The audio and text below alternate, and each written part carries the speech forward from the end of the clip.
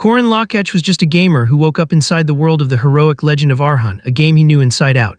At first, he wasn't worried. After all, he wasn't the protagonist. That role belonged to Park Seo, the hero destined to defeat the final boss. Korin believed all he had to do was survive and follow the script. But the deeper he followed Seo, the more things felt wrong. Missing heroines, twisted quests, and secrets buried beneath the surface. By the time he uncovered the truth, it was horrifying. The so-called hero was a monster, farming the blood of the heroines and hiding an obsession far darker than any final boss. Korin died betrayed and powerless after Hero failed to defeat the final boss alone. Now returned to the very beginning. He's no longer naive. This isn't a game. The hero is the threat, and some time ago, the system notified us that an incident with the Roshan River had happened. The dam broke, causing tons of water monsters and villagers in the town to be drowned. At such a devastating incident, Park Seo laughs, finding it amazing. At that time, Korin looked at him blankly. He didn't understand his joy, but now when he thinks of it, he realizes that Park saw his own advantage in it, an opportunity to monopolize his experience. Though Korin decides to stop him now as long as he stays a rank 5 rookie like him. Additionally, all possible power-ups are concentrated in Merkaba Academy. Park Seo, who came back stronger after entering the academy, may not be a monster right now, but no one knows how fast his power will grow. In that case, the admissions will start 5 days from now. So the best option is to kill Park Seo right now. While running and picking up mushrooms, he gets a system notification informing him about a tutorial quest to save people along with the security guards. As the carriage traveling towards Merkaba City broke down in a forest of infected monsters in the forest with infected monsters, Leon and Laura, the security guards, just killed a small rabbit monster that came in their way, being happy about it. While the fixer calls out for them, the carriage is fixed now.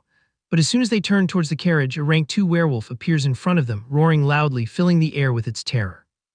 Korin has already arrived at the forest, but feels like it is too late since he has not arrived at the exact location yet, but can still hear the roaring and howling of the monsters. Simultaneously, Leon makes Laura get out of the way and tries dodging the monster's attack. Seeing him struggle, Park Seo, who is also in the carriage, runs out of it, trying to buy Leon some time. Meanwhile, Korin stands near the bushes, wanting to see if Park Seo will save these people or not. As soon as Park Seo stands face to face with the monster, he notices it grabbing Leon's throat with its deadly paws. With trembling hands, Park Seo tries to attack the monster to save his companion. But before he could do that, Alicia Arden, the second daughter of the Arden family who possessed Odachi, one of the 6 King's swords, immediately jumps out of the carriage out of nowhere and attacks the monster, promising to handle this monster alone and assuring Park Seo to get back. Just then something familiar to Korin happens and Park Seo stabs Alicia from behind with his dagger. This makes Korin realize that Park Seo was always the evil he wasn't able to recognize after all. Alicia looks at him with pleading eyes, not understanding the reason behind the betrayal, but Park Seo pretends that his hand slipped. On the flip side, Korin is very well aware that if Alicia dies in this quest, then it will help Park Seo to get his hands on the Odachi. And because of that, he would be joining Luna Arden's party, the Great Swordsman, which is even worse. Although Alicia is so strong that even after being stabbed, she takes an attacking stance and jumps back several times, increasing the distance between her and the werewolf. Calming herself down, she uses her exceptional footwork skills, emitting a very strong energy, concentrating energy in her sword. Upon realizing she would be able to kill that monster alone, he throws the dagger filled with dark energy at Alicia. Yet she blocks this dagger with her sword, coming to the conclusion that the excuse about slippage of hand was just a lie. Alicia then turns around to face the monsters and spots it near her face, its mouth widened to swallow her. She swings her sword with swift movement, managing to land a blow, plunging the sword into the werewolf's head, though the werewolf still bites her head.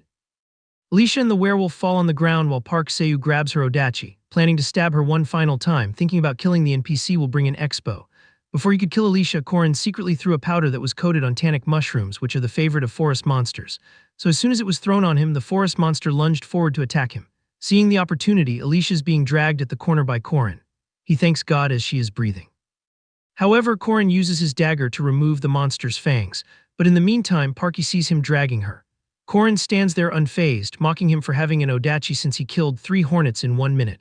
When Parkyu looks at him closely, he immediately recognizes it is none other than Korin Locke.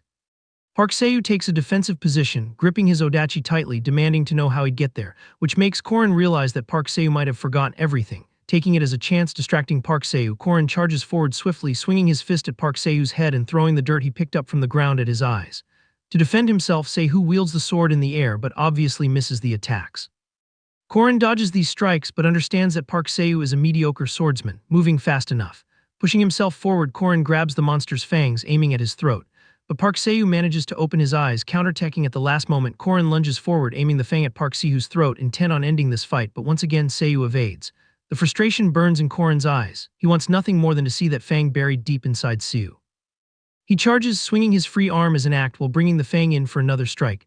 Caught off guard by the hidden move, Park Seo stumbles back, fear flashing across his face. Korin crashes into him, slamming him to the ground and driving the dagger into his shoulder. Blood spills out of the wound, though terror washes over Seiyu's face when he spots Korin aiming the fang towards him with his other hand. Desperate, Seiyu uses his hand to block the strike, letting the fang stab through it to avoid a blow that will make him dead. But Korin is unstoppable. He grabs the fang with both hands and pushes, forcing it down with every ounce of strength until the fang finally sinks into Seiyu's throat. Killing him was necessary. He is a monster seed which would have grown further, causing numerous disasters for humanity. Just then, the system notifies us about an error occurring in player Park Seo being dead. The percentage of successful completion of the main plot is calculated by analyzing the potential of the player and passing the experience points and the minimal backup down in case of a scenario that collapses minimal stats of Park Seo to him. He's now an AADA class knight, the Marshalm's successor sub-player. Korin is about to rejoice about this, yet his focus shifts to Alicia gasping for air. Reaching out to her, he notices her being affected by the peacock tree frog's poison. He notices the fang in her stomach. Knowing during training it is difficult to create this poison without using various combinations, and if Park Seo, whose skills were a little higher, she would have been dead up till now, but since the fang is still inside her, she needs to detoxify and the bleeding should be stopped as well. Tightening the belt around the area of her injury, Korin stops the bleeding. Though he knows biting her own tongue would create a problem, he brings Park Seo, whose dead arm, to her mouth so that she could bite on it. Additionally, he wraps his shirt around her waist and now she's lying on the ground peacefully while Korin prepares the antidote. Meanwhile, as the antidote is being prepared, Korin's mind races with thoughts. He's not aware of how he traveled 3 years back, but things aren't the same. He killed a player and even saved someone. His thoughts are interrupted when Alicia murmurs to know his name, but Korin suggests she rest, ignoring the question. He wants to keep everything about himself confidential. He reminds himself of the situation, the story of the heroic legend of Arhan. This hero will be rescuing the world, taking down tons of monsters, including the final boss, Park Seo, who was in the story so that the world would end. So Korin has a chance to be that hero. Though even after being a sub-player, he is not allowed to use the player's equipment and staff. While drawing a circle on the ground, he thinks of using factors external to the system. Then suddenly powerful flames erupt from the small magic circle. They swirl and then vanish just as quickly, however he knows it worked. In his previous life, though naturally weak to magic, he had devoted himself to studying one thing. Runes, ancient symbols of immense magical power, duty, restriction, oath, 3 primal laws, the source of superhuman strength. Now with nothing left, he decides to engrave all 3 runes onto his body. While engraving these 3 runes, he promises to not turn a blind eye to the misfortunes of good people, not to perceive spirits, and to save the world. With all 3 commandments being completed, they will be applied to the player. However, failure to uphold the oath will result in certain death. Sometime later, Alicia opens her eyes after a very long sleep. She is surprised to see herself in a bed, and as soon as she wakes up, she feels the pain she received from her recent injury, though the nurse there informs her about being in Merkaba City Emergency Hospital and suggests she not move.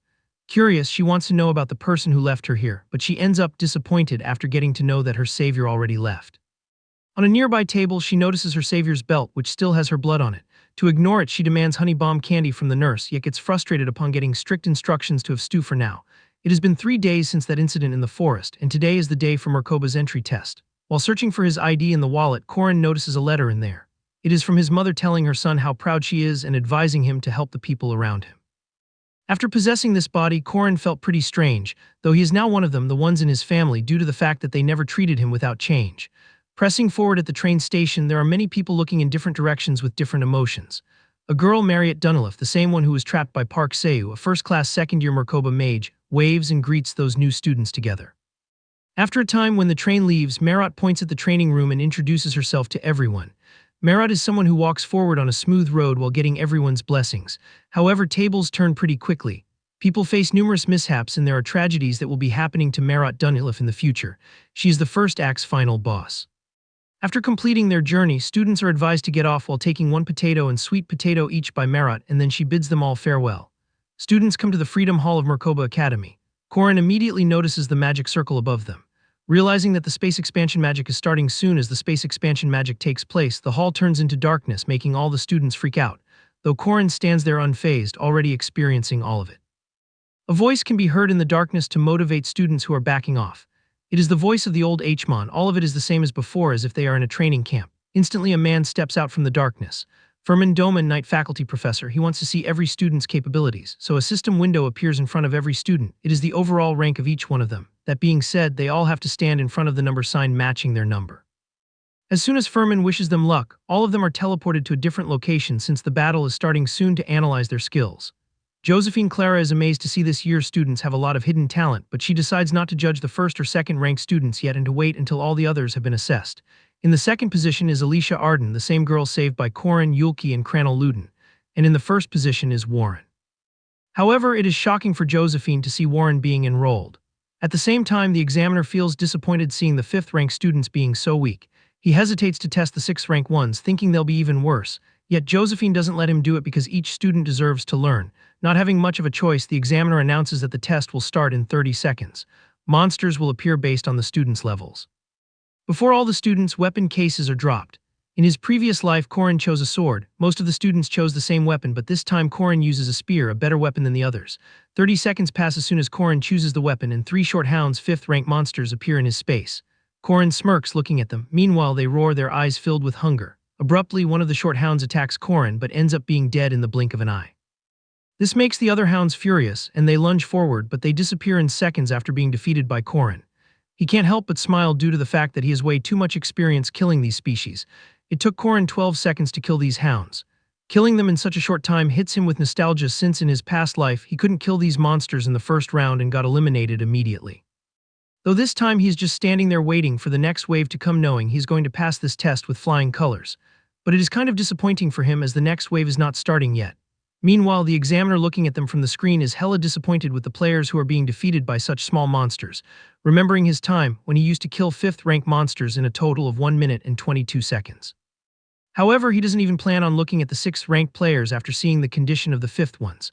Although his gaze shifts to Corin, who is a player of 6th rank, assuming that there might be a bug as there are no monsters coming, ignoring him, he looks for other passers, taking 7 minutes while assuming that the 3rd rankers will be needing 2 to 3 minutes only. Little does he know that it is a lot. Corin has killed the monsters in 12 seconds only. Though the odd feeling gets back to the examiner, he can't help but ask his manager if there is a system malfunction since someone who should have been eliminated a long time ago is sitting there and chilling. However, they are also aware that the malfunctions don't really happen as Josephine has created the system for these students, and she can't make mistakes. Annoyed, the examiner summons the monsters by his own in Corin's space. Their eyes widen in shock when they witness Corin defeating the monsters in just 7.3 seconds. They stumble back and call out for Professor Furmatch to see this exceptional sight. Unaware of everything, Furmatch is confused. Despite that, the examiner learns from Furmatch that the fastest record among the 3rd and 4th ranked students under his supervision belongs to a kid named Georger, who completed it in 3 minutes and 32 seconds. This is unreal for everyone.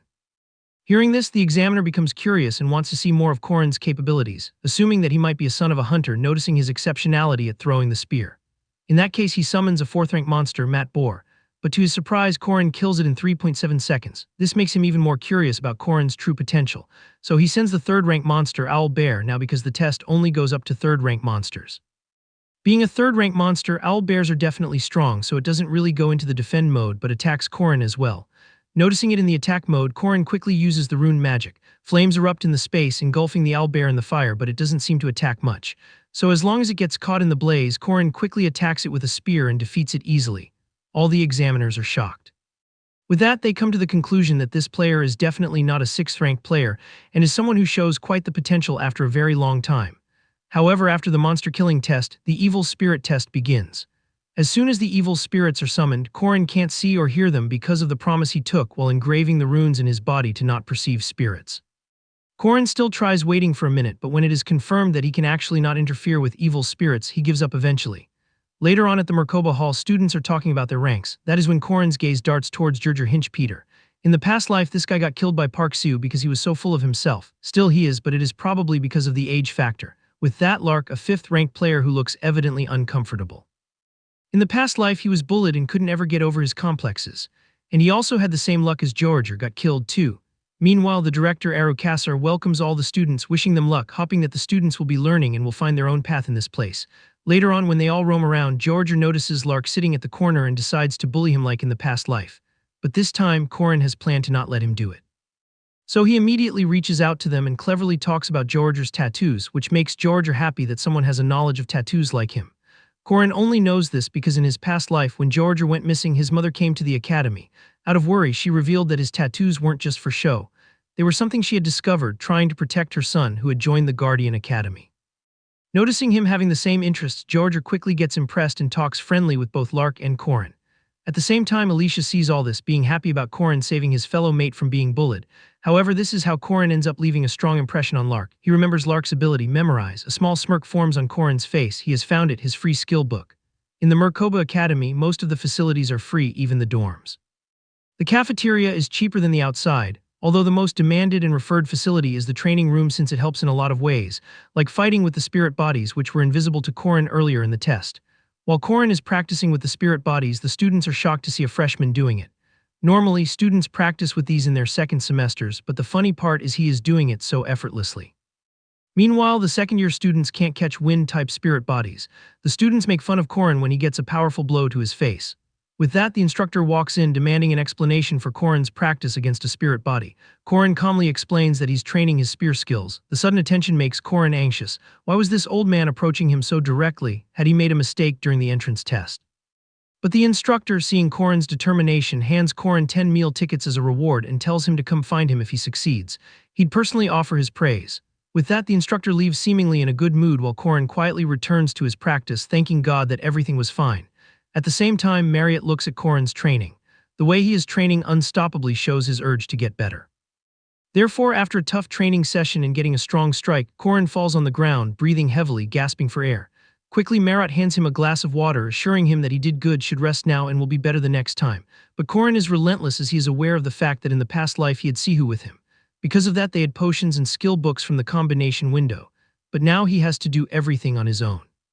So he doesn't stop and practice again. With that decision made, Korin chooses to test his limits. He knows it might be excessive, but he needs to understand how far his past abilities can be pushed. One by one, he unleashes them: Ominous Serpent Stab, Black Capture, Plague Counterattack, Returning Heaven Spin, and Pagoda Tree Mountain Throw, each strike landing heavy against the spirit. As he moves through the techniques, a thought races in his mind. In his past life, his body was weak. All the information he had about Park Seo or the future was useless when faced with monsters and true geniuses. If he wants to stand among them this time, he needs more than knowledge. He needs immense strength. And with that, he shoots his spear with the combined skill of Ominous Serpent, Deep Righteous, Slithering Serpent, and Calamity Serpent Intent, causing such an intense result that widens Marriott's eyes. She is speechless. She decides to choose words for his talent, but ends up being quiet by seeing his outstanding skill. But obviously it was excessive for Korin, so he ends up being on the ground all dizzy. The next day, Marriott introduces the Academy's facilities to the students. But even while being with all the students and visiting these facilities, Korin's mind drifts into thoughts. He wants to get stronger because with this weak body, he won't be able to test all his limits. And to be able to do it, the one way is commandments. His gaze shifts to Lark, remembering his promise to not turn a blind eye to others' misfortunes. So he reaches out to him and offers to go out and discuss grimoires, a skill book. Merkaba Library has tons of books but hides grimoires, though they both go to the library in search of the book. Korin promises to give the skill book to him if he helps him repel evil spirits. While searching for the book, Korin opens the hidden door. As soon as they enter the door, Lark demands to know what he needs to do in order to repel evil spirits, but ends up getting a strong punch by Korin, making him unconscious on the ground. Korin studies Lark, who is unconscious on the ground. At first, he wanted to help Lark too, but he needs to complete the special quest as well. Capturing the evil spirit here can make him earn the hidden piece he wants, though the problem is the special evil spirit, Sebia Duke. Sabancia Duke's attacks are so powerful that people can't even tolerate the first blow and end up being dead as soon as the quest starts. However, as his promise is not to perceive any evil spirit, he can't even see the special spirit, nor are his attacks working on Korin. In that case, he offers Lark's unconscious body to Sancia in order to attack him. In this world, there are mysterious elements known as factors. Forces capable of turning ordinary humans into demihumans like vampires or werewolves. One day, Sabancia awakens as a vampire and, unable to control his urges, kills his servant. Despite his efforts to resist the transformation, he fails. Fearing he might kill his wife and daughter, he sends them away and closes his castle. To prevent further disaster, he uses magic to imprison himself inside a book, the grimoire, now hidden in the library. Although immediately after taking over Lark's body, Sancia lunges forward to attack Korin, yet Korin chose Lark since he can fully unleash his hidden physical strength. Lark cannot really do much. Even when he tries to attack Korin, he dodges the attacks and counterattacks him. Korin feels sorry for Lark, but has to do what he has to do to clear this quest. If he possessed Lark, he would obtain the highest grade items like the Duke's Cape and the Vampire's Armor, the same items Park Seo used, which played a great role in the future. But Korin is different. He wants to end the life of this soul kindly. In that case, he tells Sancia about what happened to his wife and daughter after he was sealed, the way his wife died, and how amazing of a hunter his daughter is. Upon receiving this information, Sancia is ashamed to attack Korin in the first place, and they had a pretty detailed conversation before he died. However, after clearing the quest kindly, Corrin obtains the epic item Soul Dust, the Grimoire, the book that Duke Sabancia's soul was sealed in, having abilities and spells. He even gained a new ability, Persistent Warrior's Regeneration, which can recover a wounded body. Although as soon as Lark wakes up, Corrin suggests he stay still since an evil spirit possesses him and hands him the grimoire. Seeing the grimoire, Lark's face lights up with joy, and just because Corrin didn't turn an eye to the misfortune of those who are kind, according to his promise, he earned 80 points. Based on the game mechanics, 5 stats are gained with each level up. This is the number of points he received after leveling up 16 times. He wonders if the total is compensating for the fact that he can't directly gain stats, but still it seems like a lot of experience. 40 points came from Lark and 40 more from Sancia. At the stamina training room, Marriott is distributing sweet potatoes to the students, and she also wishes Corrin luck for catching the spirit bodies today. Though the students find it funny that the 5th-ranked student would be chasing spirits, they find it unreal. However, Marriott places a bet with the students on whether Corrin can catch the spirit bodies or not. Gripping the spear, Corrin hopes to catch the spirit, thinking positively because now he has points from Sabancia too. Starting with the weakest basics first, he makes himself remember the last time he used Slithering Serpent to defeat the spirit body, the most difficult among the Calamity Serpent intentions, so he decides to use the Ominous Serpent skill. In a single blow, he catches the spirit. This is unbelievable for Corrin himself. He never expected to be improving his strength this early. Additionally, Marriott congratulates him and hands him his share from the bet with the students. Later on that night, while walking around the campus, Corrin thinks about his weaknesses and strengths. At one point, his spear skills are being improved quickly, but on the other hand, with the run's magic, his mana is always low. In that case, he needs to solve this problem, and then he can maintain his abilities very easily. While walking, he heard a voice. He immediately recognized it, someone even Park Se who couldn't kill in the past life. One of the strongest forces in the heroic legend of Arhan, a notorious balance breaker, an adamant Jang Zaihuan sitting under a tree looking pretty suspicious. It is kind of shocking to find her there in the darkness, but Corrin decides to ignore her and walk past her, but his eyes widen in shock when she doubts that he is the owner of the body he is in. Panic washes over Corrin's face. His mind races with questions. Is she guessing, or does she really know that Corrin has possessed this body? Corrin is someone like a corpse having both human and monster within her body. She might see the color of someone's soul being in between the middle of life and death. So it was something that was meant to happen. Her recognizing Corrin has possessed somebody's body, though Corrin acts in front of Huan, pretending that her words haven't affected him and are not real. In the past life, Corrin always doubted his true form. He never understands if the real him and Corrin, the one whose body he possessed, is the same or not. And if not, then who is he? These questions about his true self always haunted him. But in the end, nothing mattered when he was on the ground lifeless. In that case, he explains to Han about his neighbor Bruce, who turns into a green giant when he is mad. Though his two different personalities hate each other, what he's trying to say is that being a new soul or an original one, either way, it makes no difference whether someone chooses it or not. They were born into a body, and there's no sin in simply being born. Hearing that, Huan grits her teeth, not agreeing with Corrin because for her, even being born is a sin. Corrin can see where the rage and agony are coming from, but he says nothing and leaves. The next morning, Corrin is at the south part of the academy. He left the dorm even before the sunrise because of the mission board. The commissions there help students level up for the main quest, meaning it is a necessary course to move forward. Corrin doesn't want to level up but wants to test something else. Though his attention shifts to Alicia, who's staring at the board carefully. Not understanding her being so focused, Corrin asks the reason behind her desperation, and her answer shocks him. She needs money. Even though the activity support funds for second rankers like Alicia are pretty high, she is not getting any due to the fact that those who are already wealthy, these funds support clubs don't really help them. And since her parents are permissive, she must earn her own living expenses. Looking at the board, Corrin suggests she take part in a patrol mission which is cheaper, but they will accept up to 3 people. Yet Corrin denies Alicia taking part with her as he has some other plans. He'll pick the best ones, find the butterfly cat. If he saves the cat dying because of the water monster, he will help the owner with the prevention of depression and will obviously get rewards on the completion of the duty promise. And just as he said, he did all of it. The commandment is activating, which means even small missions will boost his stats. This makes Corrin dance in joy, but the people find him psychotic. However, his happiness doesn't last when he remembers what he forgot even after making notes. Koyun is furious because there is no sauce appeasing his desire to make chicken even after adding tons of ingredients. Immediately, Corrin arrives there and advises him to add starch syrup. KJO finds this advice foolish but ends up screaming in joy because he cracked the dish. Even helping someone like this makes Corrin earn points. This is mind-blowing for him because he told the recipe to the guy for his own selfish reasons, as it will be difficult for people of Korea to survive without yum chicken. Seeing him acting all goofy and happy from the top of the roof of another building, Huan finds him crazy. Josephine approaches her, informing her about taking permission while leaving. That is when Huan gets the flashback of Corrin telling her being born is not a sin, but on the flip side, someone shouting at her regretting that she was born. Later on, at the hunting ground, Josephine announces that first-year students will be tested on their survival skills in the hunting grounds. They need to reach the cabin at the northern end of the forest and they will pass, though they need to wear their rank armbands and they will obtain points depending on their time. Corin notices not being there. As always, she was never there for practical tests. Just then, his attention shifts towards Alicia. She thanks him for helping her out. She's now able to cover her monthly expenses. To her surprise, he hands her a candy she loves, and without hesitation, she takes it. Abruptly, space magic is created and all the students are teleported to the forest. Corin is shocked to witness students fighting as soon as they enter the forest. The hunting ground is an event where even skilled players have to make endless attempts in order to steal others' armbands for the sake of gaining points.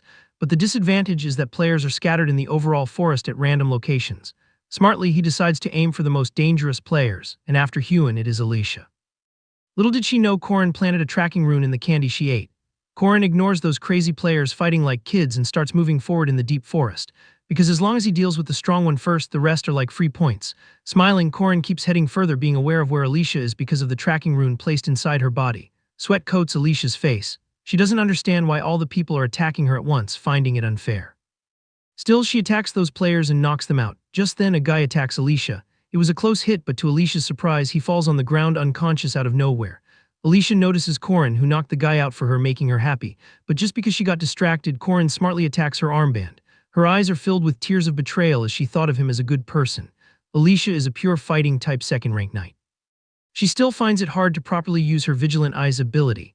In terms of fighting power, she is about average among the second ranks. But when she breaks down in tears, feeling betrayed because she believed Corin was a good person, he only smiles evilly. With a mocking tone, he tells her to be a good person herself and hands over her armband. She literally dealt with a group of students of 3rd and 4th rankers who made groups against her, though she didn't consider Corin, a 5th ranker, a threat at all, but that was moments ago. As of right now, she is struggling to save herself from Corin's attacks. He's smartly counterattacking her by letting her attack first in order to put her under pressure. But Alicia can sense some spaces in between those attacks. She tries to take this space as an opportunity to aim at him, but as soon as she tries attacking him, it is stopped by his weapon. First, he uses Lawn to deflect the incoming attacks, pushing down Alicia's weapon. Then he follows up with Chayo, a straight-line stab that catches her off guard. Alicia is shocked. He's combining the most basic techniques with such precision. By combining these fundamentals, he creates a powerful and direct counter, Spear Intent, Ultimate Essence, and 6 flawless steps. With the block Capture Plague, he sends her crashing back to the ground. Alicia pants on the ground, blocking the attack with her aura. She notices his level of mastery is exceptional over any skill he has, coming to the conclusion that he can't be a 5th-ranked player at all. However, Corin has finally achieved the armband, but he doesn't know yet that the battle for him is not over. Mercenary of sword control, Dunworski attacks Corin out of the blue with his heavy iron sword. Though he is shocked to see a 5th ranker block it, being aware of his capabilities, Drawn simply puts a proposition to hand him the armband and leaves unharmed. Corin can't help but curse his poor luck since Drawn is the last guy he wanted to encounter. Even after killing numerous players, he's standing without a single scratch, so the only better way out according to him is running.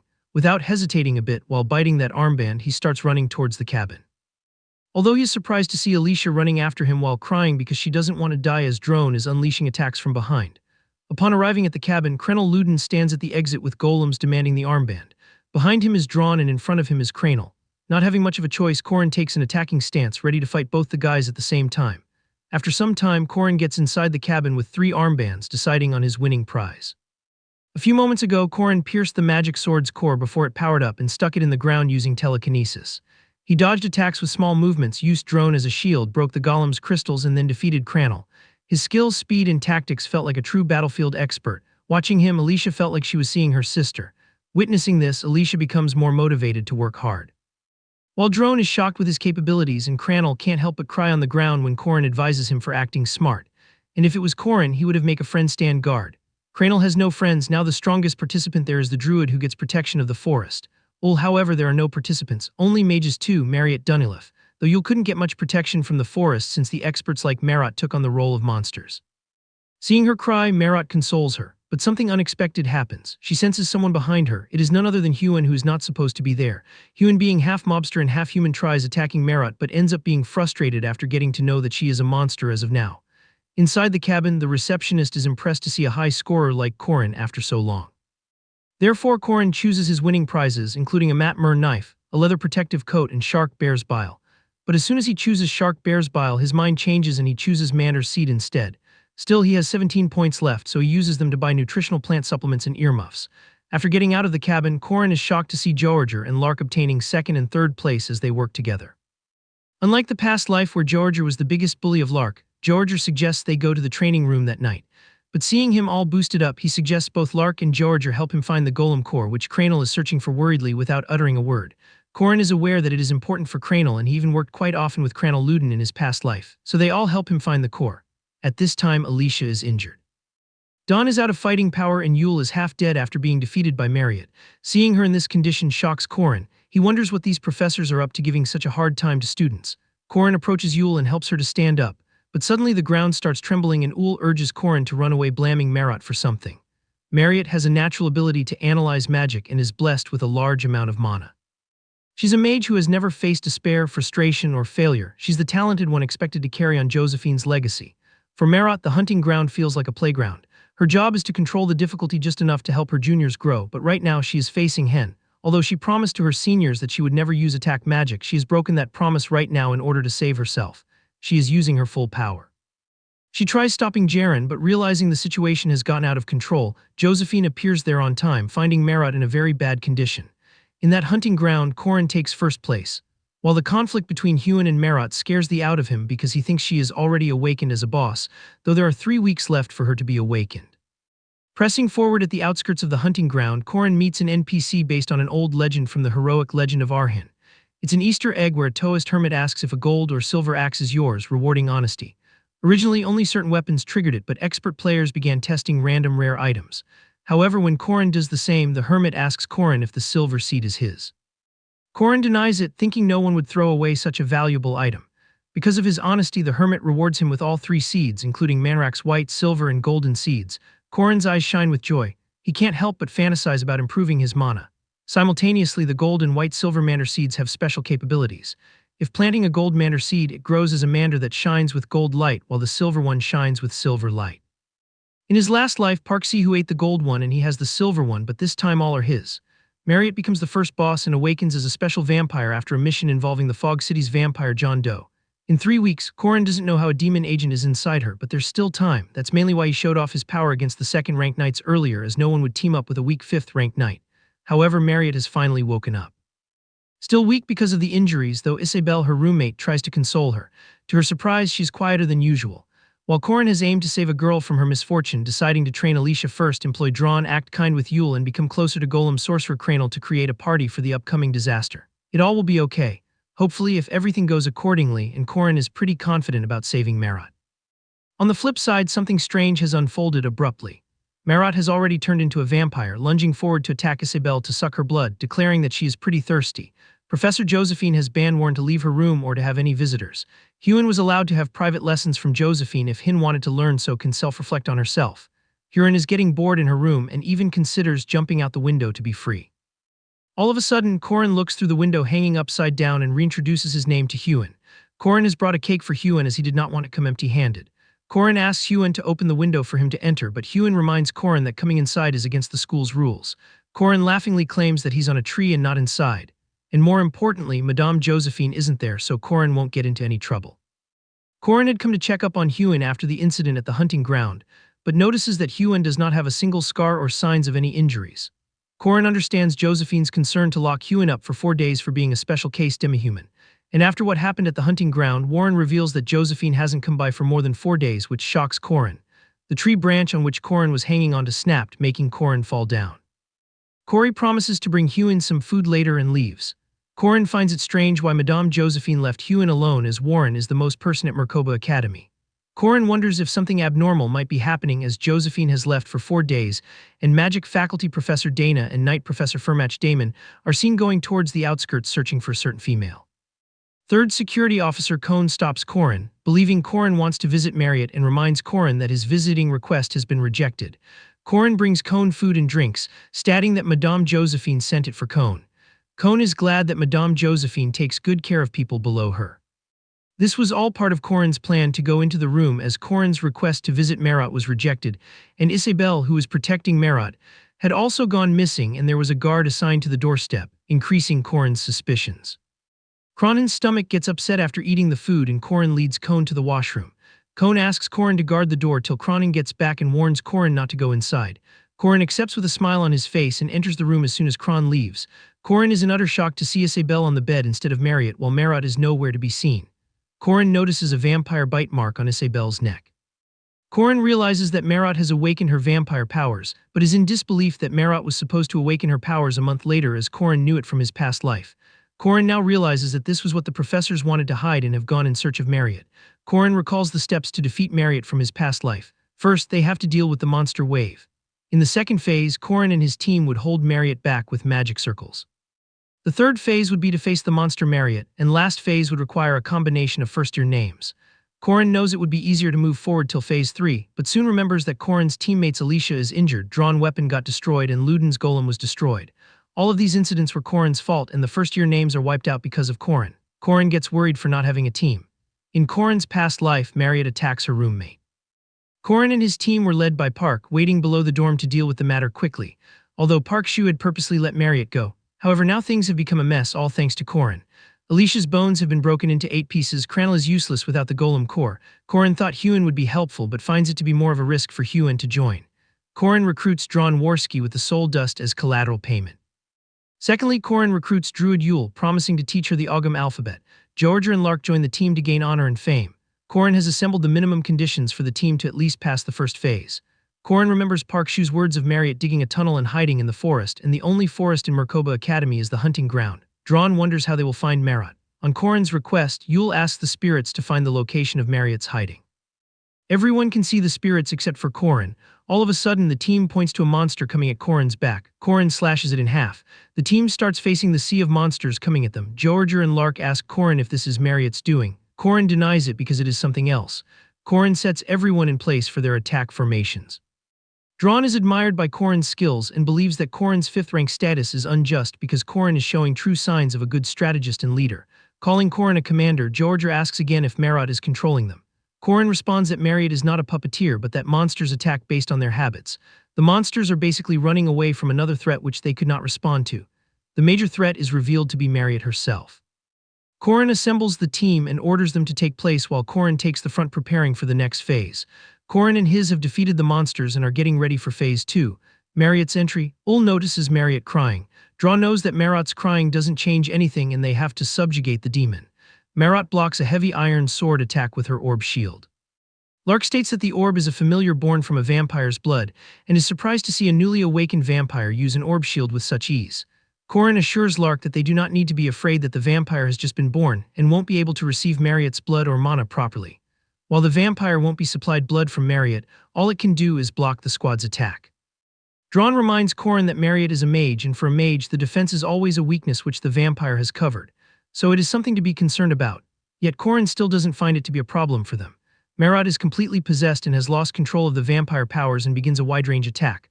Ulsul's out that she doesn't know about any other place, but the forest is her stage and Ulul manages to create wooden shield to block Marriott's attack.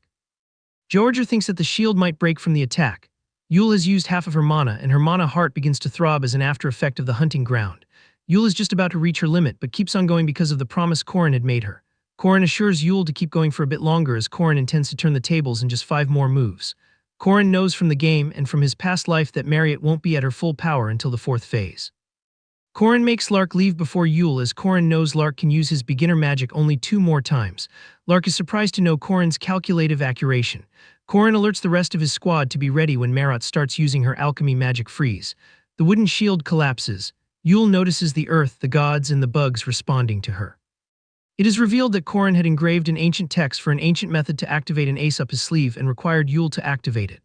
Korin's plan was to summon the giant wicket doll named Wicker Man, who can only be activated by sage of the forest such as you. Korin's squad, including Yule, are shocked to see the Wicker Man being summoned. Korin points Georgia towards an owl-bear monster being still alive and asks him to throw it to the Wicker Man. Georgia is surprised to know that Korin was serious about the owlbear being alive and throws it as Korin had instructed. It was actually Korin's intention to leave the owlbear alive for the Wicker Man as a sacrifice. As long as the sacrifice burns inside the Wicker Man's hollow prison, its golem-type magic will keep the Wicker Man moving till the sacrifice completely burns out. Wicker Man charges towards Marriott. Yule is struggling to maintain the Wicker Man. Korin reminds Yule that if she stops now, they all will die. Marriott begins attacking with beams towards the Wicker Man, and Jagger is worried if that's going to be a problem. Korin assures everyone that they're surely going to win with this move. All of a sudden, Corin is in utter shock to see that Marriott has extinguished the Wicker Man's fire. Everything Corin had anticipated backfired, leaving Corin confused. Corin makes Yule leave as Yule's presence will not be making a difference anymore. Corin charges towards Marriott with Drone and Jagger following him. Drone uses his direct acceleration sword attack but fails to break Marriott's orb. Jagger with a smile on his face lands an attack with his special move called Cumulative Destruction and manages to break the orb. Georgia starts getting overconfident only to be scolded by Corin to stay on guard. The third phase has started and Marriott has summoned the Blood Realm, trapping Corin, Drone, and Jagger. Drone and Jagger pass out from the strong pressure. Corin is now the only one standing. It is revealed that Marriott was only using minimal defense up till now. The orb has now forcefully sucked her blood and mana to create the Blood Realm. Corin never imagined to be the last one standing, as it usually requires at least 3 people until the third phase. However, it doesn't matter to Corin if he has to phase Marriott all by himself, as he believes to get the same result with or without anyone. A flashback of the events is shown that Marriott, after becoming a vampire, could not control her bloodlust, leading to consuming Isabelle's blood. After realizing that she had treated her friend Isabelle as a livestock, Marriott ran towards the forest until Corin came to find her. Fast forward to the present. Corin is facing the dog demon summoned by Marriott, daring to bite a human. The demon attacks Corin only to have Corin face it easily. Corin mocks the demon. The demon somehow disappears only to be noticed by Corin that the demon is moving at a high speed, making it invisible to the naked eye. Corin decides to teach the demon a lesson and attack the demon's weak point. Corin already knows the demon's weak spot from his previous life, making his work easier. Corin admires the demon for protecting its creator Marriott until the end, finally putting an end to the demon's life. Corin promises the demon that he'll save Marriott, calling her the demon's mom. The final phase is about to start. Marriott will put one of the squad members facing her in critical condition. In the final phase, therefore, this final phase cannot be completed alone. Corin recalls from his past life that Marriott attacks one of the members to suck his blood while the others try to rip Marriott off the wounded member. However, now it's just Corin to face Marriott alone. Marriott attacks Corin and starts sucking Corin's blood. Corin has developed a persistent warrior's regeneration and endures his pain. Corin lets Marriott suck his blood with ease, believing that Marriott did not kill anyone after becoming a vampire, unlike Sansia Duke. Corin believes he can change the events. To Corin's surprise, Marriott pulls away from him. Marriott cries and apologizes to Corin. Corin is happy that he was able to save Marriott. Corin remembers and is grateful for his master's teachings and chooses to walk a different path than Park Shu. After the events at the hunting ground, Marriott is locked up in the space prison created by Professor Josephine. Marriott is delighted after having potatoes for a long time. Corin has come to visit Marriott. Corin requests Josephine for permission to enter Marriott's cell. Josephine is hesitant to permit Corin from entering, considering the danger from Marriott, but Corin assures Josephine that he trusts Marriott. Corin is surprised to see Marriott eating potatoes and that Marriott's taste buds still recognize the taste of them. Marriott states that potatoes always taste good no matter what. Corin gets closer to Marriott's face only to be driven away by Marriott. Marriott is embarrassed that she smells bad and doesn't want Corin being so close to her right now. Corin reminds her that he also had a bad odor when Marriott bit Corin's neck, further frustrating Marriott into embarrassment. Marriott reveals her fear to Corin that had scared Marriott in the events of the hunting ground. Even though Huon only coincidentally ran into Marriott, Huon's showcase of powers forced the vampire inside Marriott to react. Marriott admires Corin's determination that even after being ridiculed, Corin still persisted and succeeded every time. Corin states that all of his doings were nothing, as Corin only likes happy endings where the good guys are rewarded and the bad guys are punished. Corin calls Marriott a good person and would like Marriott to always be happy, making Marriott blush. Marriott asks Corin to leave as she wants to wash up and finish eating her potatoes. After Corin leaves, Marriott wonders if she deserves to be happy or not. Corin believes that Marriott will soon be released even after the events, as Huron, being a demi-human, has also been allowed to go to school with no problems. Corin is called by Chairman Arrow to discuss some matters. This is the very first encounter between Chairman Arrow and Corin. Arrow asks Corin about his condition and states that Marriott's condition is to be discussed. Corin is shocked to hear this and requests to not have Marriott punished. Chairman Arrow comforts Corin that there is no punishment for Marriott, and she also thinks that Marriott is not dangerous. The purpose of bringing up the topic of the punishment was to check Corin's attitude towards it, as Corin was the one who fought Marriott. Chairman Arrow tells Corin that Marriott will be released from isolation after her stability is confirmed. Arrow Kassar bows down and thanks Corin for his contributions and promises to pay Corin back at his very best. Corin is impressed by the chairman's words and asks Arrow Kassar to raise his head as the payback favor to Corin. Marriott is thinking over the incident with tears and how she harmed her friends. Marriott wonders how she should apologize and questions if she would be forgiven or not. More importantly, Corin's previous words are ringing inside Marriott's head continuously regarding Corin's devotion and sincerity. Marriott realized that a piece of her life will be immortalized in her memory forever. 1 week has passed since the Marriott incident, and Korin hears the students of Merkaba Academy discussing if Marriott is dangerous or not and will not be attending the classes. Korin is surprised to hear that Marriott is still in isolation after a week. On the other hand, Marriott's isolation has already been finished. Although everyone was asking about her powers and health, Marriott could not bear to let herself free with the guilt of not seeing her friend Isabelle there. Marriott wondered if Isabelle was afraid of her and hated Marriott for past events. Marriott is almost deciding to leave the academy but suddenly hears a knock on the door. Marriott opens the door to find Isabelle hugging her and asking about her health. Marriott inquired if Isabelle is not afraid of her. Isabelle reveals that before fainting she saw Marriott's face after biting Isabelle. Isabelle assures Marriott that they will be friends no matter what happens. Marriott cries out thanking Isabelle. Isabelle feels sorry for Marriott being alone with guilt and feeling bad for herself. Isabelle states that she already felt better but the hospital did not allow her to leave, but a junior helped her sneak out to meet Marriott. The tall and handsome junior has already disappeared with Isabelle looking for him. Marriott is ashamed as she realizes that Korin has once again helped her. Korin is delighted that the first part of the story has a happy ending for everyone, even after unexpected occurrences which were not seen in Korin's past life or the game. Korin is however pleased that he helped confirm the beginning of a new world. Korin is training to get stronger and faster for the upcoming challenges. Korin's training is interrupted by Marriott praising his efforts and how Korin is working too hard and back to normal as if nothing happened. As Korin is working hard, then he needs to be fed a lot. Marriott reveals that she has prepared food for Korin. Korin is surprised to see more than enough food but is grateful to eat as Korin was hungry. Marriott notices Korin's bleeding hand and Korin asks Marriott if something is wrong with his face. Marriott is ashamed of drooling at the sight of Korin's blood. Korin casually inquires Marriott if she's drinking blood nowadays and if there's a difference between live blood and a blood pack.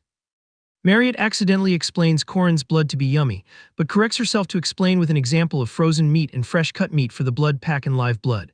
Korin offers that Marriott can drink his blood sometimes as Korin has the ability to regenerate and endure.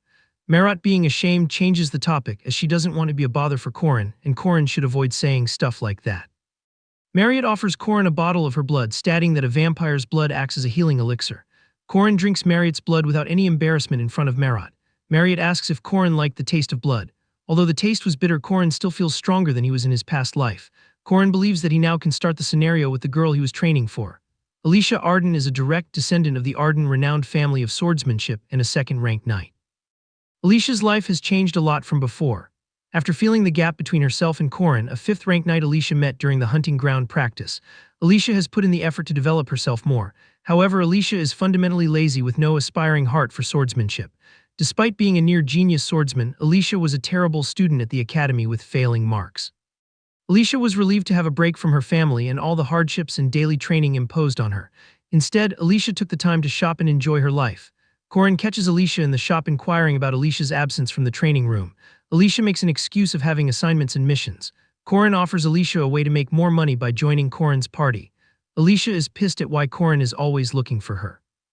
In Korin's presence, Alicia felt as if her lazy habit of trusting her talent has been exposed. For Alicia, Korin's methods are beyond hard and Korin always gets Alicia to focus on the importance of basics. Korin reveals the mission's reward of 2 gold coins for a party of 2 for a second-rank mission. Alicia agrees to join Korin, thinking of buying clothes from the earned reward. Korin also wants Alicia to join on a short-term mission with the reward of 20 silver coins, increasing Alicia's greed to join for the reward. Korin had already anticipated Alicia's decision to join in for the money. Alicia usually preferred patrolling missions to just follow designated routes, ensuring there are no problems as the monsters that came near the city were at most 4th or 5th rank, simply implying that Alicia usually avoids facing higher-rank missions. At the mission, Alicia has defeated 10 low-rank monsters and asks the knights to sell the leather to make them some money. Alicia starts to gloat when the knights start praising her talent from the Arden family. Although in reality, Alicia was looked down upon by her family for being weak and always compared to her sister Luna Arden, who already reached the supreme stage at Alicia's age. However, with her recent victory, Alicia is still seen gloating. As the patrolling is about to end, Korin and Alicia's group is signaled by the preceding patrol group with a magical firework about a nest of second-rank monsters. The knights are relieved to have Alicia in their group. Alicia gets nervous and Korin smiles for being right about the nest of monsters being wolves centered around the werewolf Alicia had defeated when she was poisoned. Korin and Alicia's group easily managed to defeat the wolves this time as well. All of a sudden, a first-rank monster Dullahan appears, making Alicia nervous. Alicia tries to fight the Dullahan with a series of attacks. However, the monster dodges all Alicia's attacks with ease. The Dullahan gets a hold of Alicia. Alicia screams and calls for Korin, only to find out that Korin himself is occupied fighting monsters. At the very last moment, Dullahan's head is cut off with a sword, saving Alicia. Alicia, while thanking the savior, finds out that the one to save her is none other than Luna Arden, Alicia's older sister, the greatest swordsman of the Arden family's generation who will continue to walk the path of the sword genius. Luna Arden, the eldest daughter of the famous Arden swordsmanship family and the most talented swordsman of her generation, is evidently frustrated.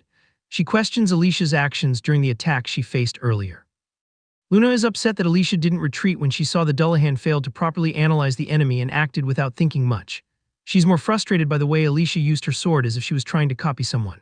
When Alicia begins to apologize while kneeling down before her, Luna seems uninterested in listening to all those apologies because her actions not only put herself in danger, but also the soldiers who trusted her back there. Though when she narrows down her shoulder, Luna strictly tells her to not do it because swordsmen of Arden should be confident. Corin, on the other hand, pretends to fight the monster but gets caught by Luna for keeping an eye on Alicia. Corin walks up to Luna and they exchange greetings. He remains mostly confidential, only mentioning that he is the 8th disciple of the Hanging Spear School and Alicia's friend. On the contrary, Luna introduces herself with confidence, stating that she holds the title of the Divine Sword, is the top disciple of her school, and also serves as the master of the first sword pavilion. His introduction makes Luna kind of suspicious, but he won't reveal his spearmanship since except for him, only 2 people can use it. However, the Arden trope includes second-rank knights called the Five Swords having the same rank as Alicia. The troop suggests Luna hunt for monsters if any are left, but she instructs Alicia and Corin to head back. Swordsmen normally travel in groups. These groups, called the Sword Faction, are like swordsman gangs that follow a leader and act like a group. 60 years ago, a sword genius named Garen started a new style of swordsmanship. Later, the current family senior spread this through martial arts schools. This made the Arden family a famous swordsmanship family known across the continent. Now at the Merkaba Arden studio, everyone meets Luna while kneeling down before her, even Alicia, which is confusing for the rest of the swordsmen too. Luna looks up to the missions she's been conducting and calls her pathetic for being a part of missions just to look cool. She is disappointed to see her using the Guardian certificate this way, wondering if she would be a stain on the Arden name. Since all of her missions involved only low-rank monsters, she doesn't appear heroic doing those raids.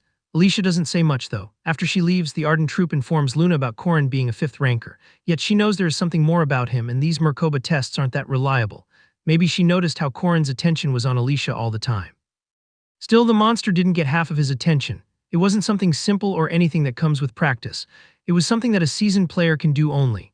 Even though Corin was reserved about the spearmanship too, for someone as qualified as Luna, she could easily tell the exceptional and professional way he was handling that spear. She is always protective of her sister, but she is pretty satisfied with that boy being around her.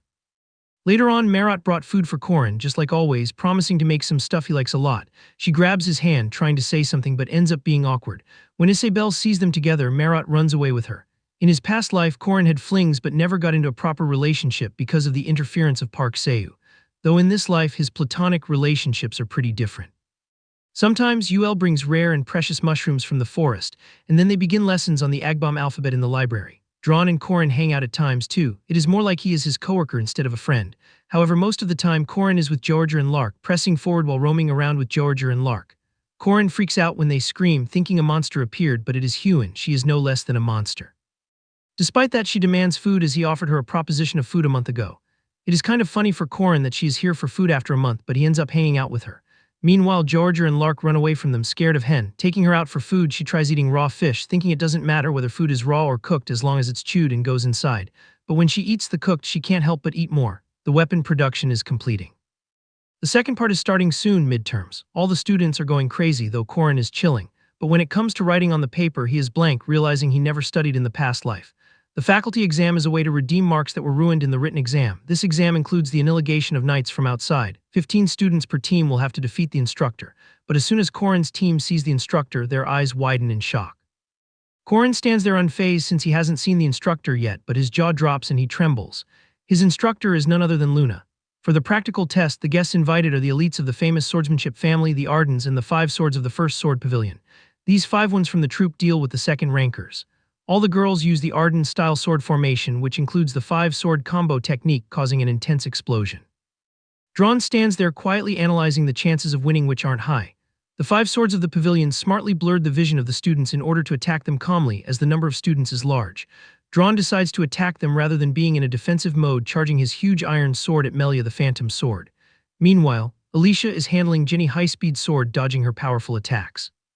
However, it is shocking for Alicia that Jenny works under her sister, yet she's still handling her so roughly. Jenny's attacks are so strong that they make Alicia stumble, ending up falling on the ground. The students witnessing this understand the power of 5 swords. Finally, all the students are being knocked out one after another except for Drone and Alicia. Doctor is so exceptional that his power stood against the 5 swords.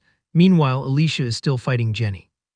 Jenny is trying to discourage her in order to pressurize her, but Alicia doesn't give up, fighting with all her power left in her body. In the start, Luna was about to take the role of Jenny, meaning fighting with Alicia, but to everyone's surprise, she's the examiner for Group B in which Corin is enrolled. Luna has taken an attacking stance, claiming to everyone to be ready for an experience the same as in a Great Special Rank War. The Great Special Rank War is a monster capable of taking on an entire army alone. Even dozens of guardians might not be enough to defeat it, and most will never face such a threat in their lifetime. Normally, if Corin heard stories like this, he'd think they were made-up stories. But with Marriott, it's different because Luna is someone powerful enough to fight monsters like that easily. And just like that, she wields her sword, causing chaos to erupt in the whole arena. Jagger is terrified with this immense power of hers, not understanding why she is giving such a hard time to innocent students, while Corin hides behind a pillar, knowing damn well that she's going easy on them. If not, they all would have been dead in mere seconds. On the other hand, Lark has already fainted. In a few minutes, Luna has wiped out all the students except for one, Corin, who is hiding behind the pillar. She calls out for him, and he immediately is ready to surrender. Luna smirks, okay with having him surrender, but reminds him of the rare opportunity to defeat a powerhouse. Corin can't help but tremble witnessing her strong aura. Luna and Corin fought together in the past life many times. She was someone who taught him real-life combat techniques, but right now he needs to actually fight her in order to become stronger than her. Seeing him taking a stance, Luna doesn't waste a single moment and attacks Corin immediately. Corin dodging her attacks, holding himself after taking such strong hits, makes Luna wonder who this guy actually is, since no mere 5th ranker would be able to counterattack against these attacks. Taking a pause, she sheathed her sword, taunting him for draining his energy. For once, Corin thinks that maybe she thinks he has done enough hard work, so she sheathed it, but then realized it's a territory cut. A move that hints at the most powerful technique of the mighty sword Emperor Garan. With that, she charges at Corin, filled with lethal intent. All the examiners and students are washed over with panic. Orders are immediately given to stop the test. Luna's translucent reflection moves through the frozen world. Corin is moving the spear towards Luna, but it is like he is stuck in this frozen world, wondering if he is still not able to control territory, but still he pushes himself, reacting to the territory. Witnessing him reacting to that, Luna doesn't want more answers and concludes the test, suggesting he change his spear since it is weak for his skills. She also realizes that he knows about Alicia and he just wanted to showcase the territory, claiming that nothing will change even after this and also advising him not to interfere. As she walks past him, Corin looks at her leaving, being very well aware that now that he has shown her the territory, things won't go as she planned. An announcement is being made for Corin about getting full marks and maximum additional points on the practical test. Every student is shocked that he alone handled Luna. While the Academy's faculty is astonished too, they all now doubt his identity, wondering if he really is a 5th-rank player. Meanwhile, Furman is also suspicious of Corin for using his techniques. A few days later, Corin arrives at a blacksmith's place in order to change his weapon. He knew he needed to change those even before Luna advised him. The blacksmith is shocked to see the Academy freely providing such rare items without hesitation, and even wonders how the student knows his family's secret methods. But obviously, Corin has experienced all this in his past life. Corin has rare ingredients and full support from the chairman. Unlike most players who rely on quests, he's aware that one of the very few weapons that can handle territory, the legendary Shadow Kingdom Silver Knight Spear, also known as the Silver Spear. In another environment, Alicia remembers a moment from her childhood. Staring at the blood, she realized she had been in a real battle. The way she chopped up rank 5 monsters, however, it was her first time, but still she could differentiate between the smell of human and monster blood. She saw the girl in front of her, blood coating her entire body, making Alicia realize what she had done.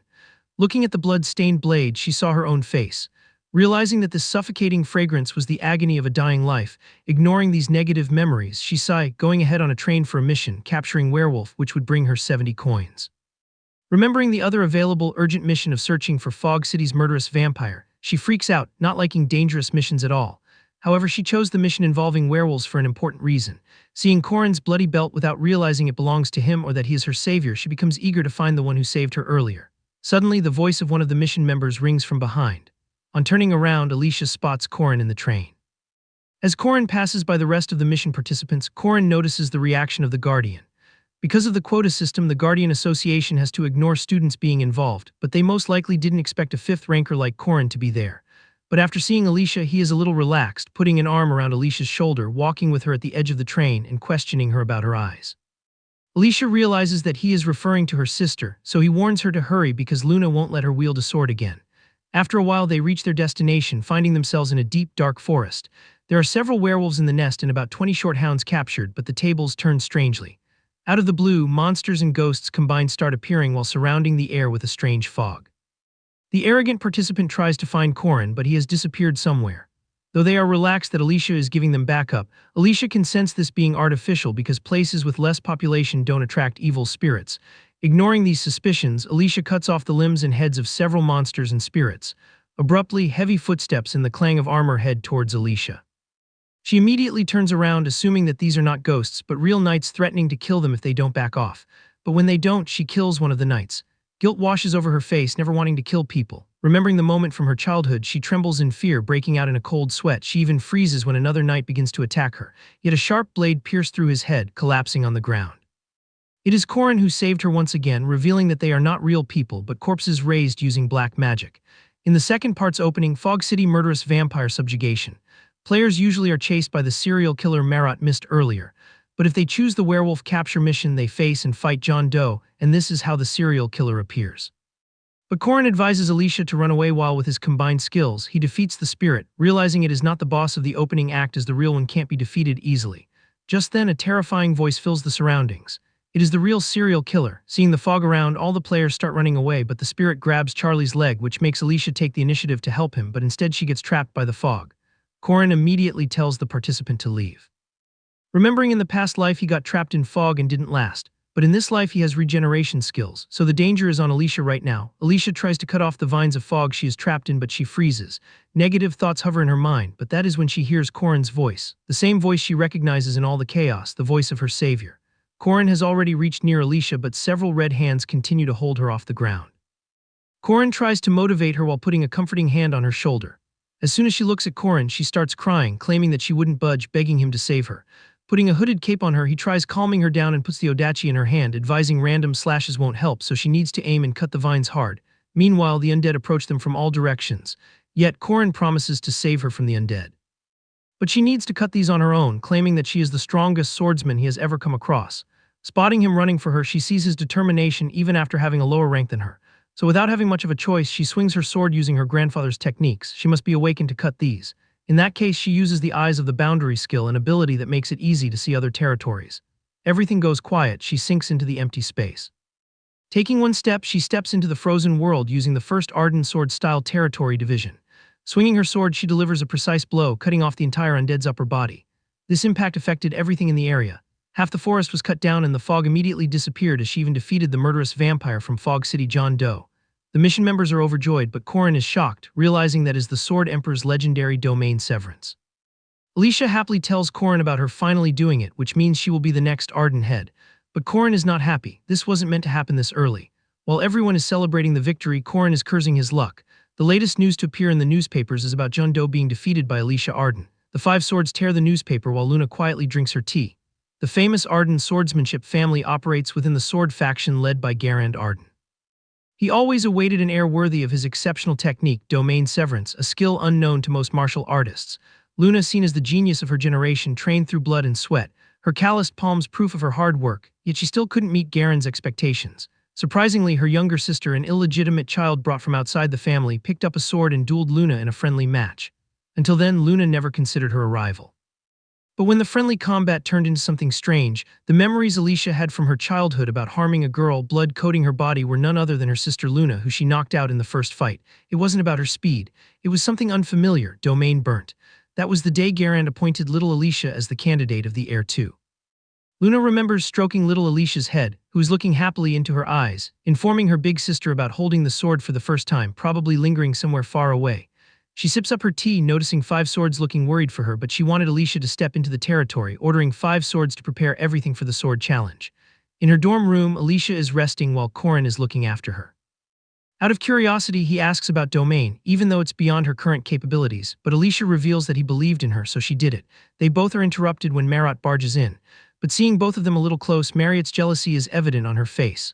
All three of them are interrupted too, because Huan abruptly moves from the window, demanding the raw fish from earlier. Though ignoring this reunion, Alicia is being informed by Corin about the sword challenge proposition she might get from Luna. After succeeding in domain severance, Alicia is freaked out, knowing damn well if she fights her sister, she will die. Despite that, Corin decides to help her on one condition. if she trains and practices in the training room without any complaints, so Alicia quickly agrees while Hyun and Marriott look at them blankly. Later on that night, May is taking a leisurely stroll around the city when a sharp knife flies right in front of her, stabbing into the wall.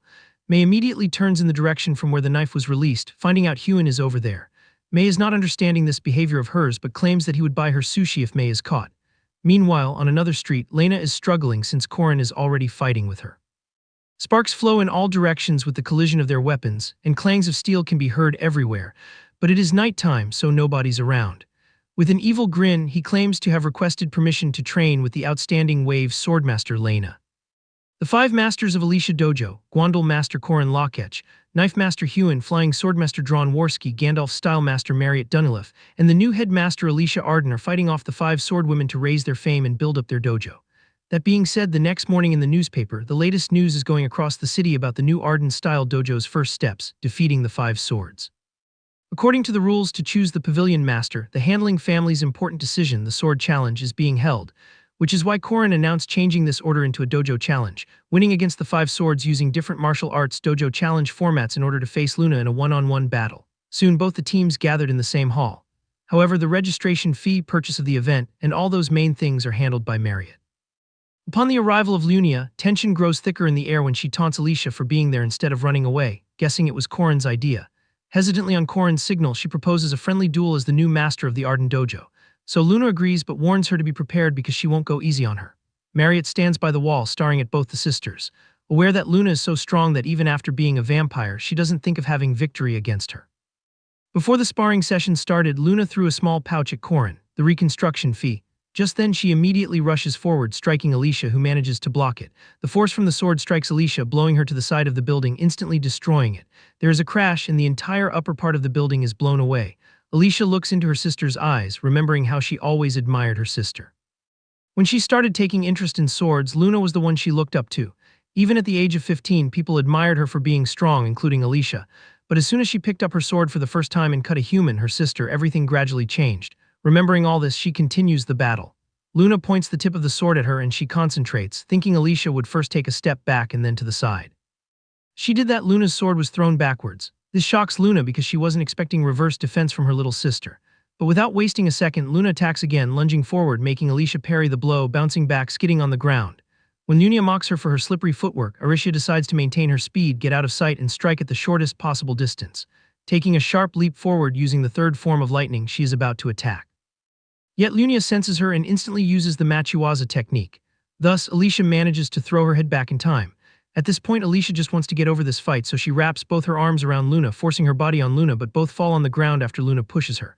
Both of their attacks get very intense, and Alicia can see the domain right now. This is what Luna wanted to see, her true self, the one Alicia always denied. When Alicia realizes she can't win this way, both of them go into domain severance mode. Marriott and Korin can't see anything but a huge explosion erupting in the arena. One of the players is collapsed on the ground while the other one is standing firm. The winner is decided, but nothing can be seen as the dust is not settled yet. Alicia wins and Korin thinks her only strength was domain severance, so he instructs her some techniques by exploiting Luna's patterns he knows from his past life. They capture the only opportunity to win in the domain battle and Luna's sword gets cut into 2. Luna promises that neither she nor her subordinates will interfere with Alicia's work. Alicia runs to stop scaredly as she thinks of herself as weak and still defeats Pavilion Master Luna. So she's afraid of the gaze Luna will receive along with her attitude when she turns on her back. The first time Korin met Luna in his last life.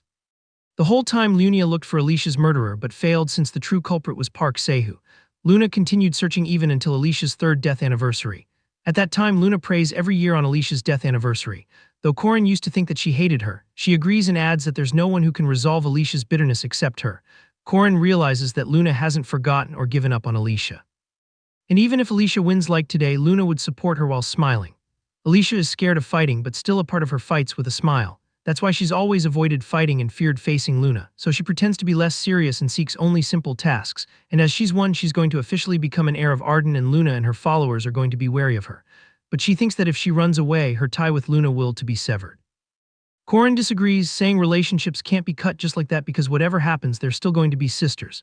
Korin then praises her while reminiscing about getting beaten up by his neighborhood thugs. But later on, what made that hard was not the pain from the beatings, but the anger towards himself for never standing up for himself. Alicia feels strange and says to Korin that he's the same age as her but acting so mature as if he's experienced all kinds of hardships. Korin has lived 14 years longer than her, and including the memories of 30-year-old Korin, it makes him 50. Alicia thanked him for the incident in the forest. She wants Korin to give her the assurance that he was the one who saved her in the forest, as she recognizes him with his voice and belt. Alicia feels so indebted to him that she asks him for anything he wants. Unexpectedly, he only extends a hand of friendship, and she agrees. May asks Marriott to accept his blood or he can offer her his neck. Marriott assures May that she's fine due to regularly getting blood packs from Professor Josephine. Isabel, eavesdropping from outside the room, gets annoyed by May and thinks how those words make Marriott the most uncomfortable. However, her main concern is Korin, who comes and questions Marriott if her class is over. He's a first year that is close to Marriott these days. After he offers her some blood, they enter the room and lock the door. Isabel wonders if they're romantically involved, so she eavesdrops from behind the closed door. Korin tells Marriott about his plan to build an inn on the land they got after registering the dojo and asks her to invest in it. In the training room, Korin shows him a voucher for a restaurant, which she recognizes that it's the Holy Panda. And when Isabel hears it, she gets angry, realizing that the Holy Panda is renowned as the best spot for a date. And after seducing Marriott just now, he's now asking Alicia for a date. Korin asks about how much money he has made. Isabel kept on judging Korin, saying that after hitting on 2 girls, he's now talking about money. The next day, Korin asks Warren about the money too, saying he has an amazing investment. Isabel gets to the concrete conclusion that Korin is an incredible scammer. 97 gold coins and approximately 100 million South Korean won were spent on fighting Luna. So Luna thinks about offering a 100 gold coin loan. Korin also has significant funds managed by Protestants, draws wealth exceeding even the richest nobles, collects 550 gold coins, and with that Korin bought the land. Although now it's empty plains, in the second semester, they're going to have a friendly exchange festival with the Eastern Continent's Boreum Academy here, and it's going to be the peak season for the lodging industry where tourists from the entire continent will come flooding in. Clara has a conversation about the conflicting events with the chairman. The chairman then leaves for the Catholic Church to handle the situation there, leaving behind the place under Clara's care. While looking at some papers to be approved, she sees Korin's name and wonders what he is up to at this time. Korin's request was to harvest the mandrak's land provision. He and Alicia go to the testing facilities. Korin asks about her knowledge of mandraks. She knows that they scream when one plucks them. She is right. One needs to be wary of his eardrum while harvesting them. They put on earplugs and start harvesting. It's even difficult to harvest mandraks alone, as one needs to pull the plant and another needs to cut the roots and stem to stop its screams. Despite the nervousness, Korin starts but realizes Alicia didn't wear her earplugs properly, so she starts foaming. He decides to do it himself and screaming back at the mandar. He cuts off its stem and roots. He yells at Alicia for not being useful and decides to stop, and Kei collapses if he goes until the silver ones. Marriott arrives and saying it was too noisy. She inquires what the two are up to. Korin reminds her of his plans of plucking mandraks, but as they both are tired, they're going to have some rest. Marriott offers help and directly goes to easily harvest them without earplugs. They both are shocked seeing her do that so easily. She claims harvesting 30 of them at her farm this year. Since their plan is to make a herbal decoction, she decides to cook a stew and asks Alicia if she can get rabbit meat and potatoes to eat. Upon being asked, she tells Korin to do nothing as she's going to do everything for him. A mandar can be consumed by eating the root directly, but making it into a herbal decoction is more effective. By adding up to 28 ingredients and boiling for more than 10 hours, mandar herbal decoction is ready. As Korin draws some rune characters on the sand, she recognizes them and asks how he knows a dead language. He claims to be learned by his master. Korin has been training in martial arts for years, but this is different as it is the original runes. He claims that knowledge is power, but only if you know how to use it. The original runes are retrieved and engraved onto the body, a power that could only be used by one person. And one of the final boss's goals was to retrieve and possess the original rune, while the master tried to leave the original rune to him and she passed away before she could. Marriott asks if his master is a member of the Mage Tower, so he replies that she's just a normal person. Marriott then offers food to him and calls Deku, an ex-vampire orb, to bring the basket of food. She thanks Korin because he kept sharing his blood. That's how she officially got a familiar. He then asks if he's made from his blood. Then half of the blood in his body must be his, which makes Korin his dad. Marriott blushes and asks him to play with Dyoku, and they do so. Korin consumes mandar herbal decoction and his mana recovery ability increases and dignifies his named level stats. He shares the rest with them, as drinking it more than once has no effect. He then picks up the white silver mandar and eats it by the root. As a result, his aura core, a strong vessel for a knight's aura, is created. Seeing the results of the silver mandrake, Marriott wants him to take the gold one as the results are going to be incredible, but he denies it as he's going to do that later. Welch, by looking at Korin Locke's rank, gets shocked and wants to remeasure it. The others call it underwhelming and questions the need to re-remi. When Furmatch tells how Korin won against Luna, they couldn't believe it. One of them asks if raising his rank from some midterms is a bit much, and they cannot acknowledge a promotion as it is a rule. So they all decide to leave the official rank assessment to the association, and Instructor Hammond is decided to take the charge. Furmatch thinks that even a 5th rank seems excessive based on his stats, but his duel with Luna was remarkable, so he wants to remeasure him. Alicia and Corin both are in the same class, and she sits beside Corin at Georger's spot. Georger kept glaring at Corin as he is jealous of him because he has the most favorite person of his in the academy and the super cute demon tribe girl and even the granddaughter of the Sword Emperor, Professor Furmatch, and announces about group projects. He starts explaining that the group project is spearmanship. Alicia says to Corin that it is going to be really easy for him. He gets doubtful of Furmatch Dean, a boxer suddenly teaching spearmanship, and wonders if he's trying to test him out. Furmatch explains the project when a student questions if the ones good at sportsmanship would be benefited. Furmatch says he'll adjust the assessment criteria by offering bonus points and explains there'd be 4 members in each group and are going to be randomly assigned. Corin knows what group projects are like with those who want a free ride, since has suffered within his 4 years of being a physical education major at a university and 3 years at the academy.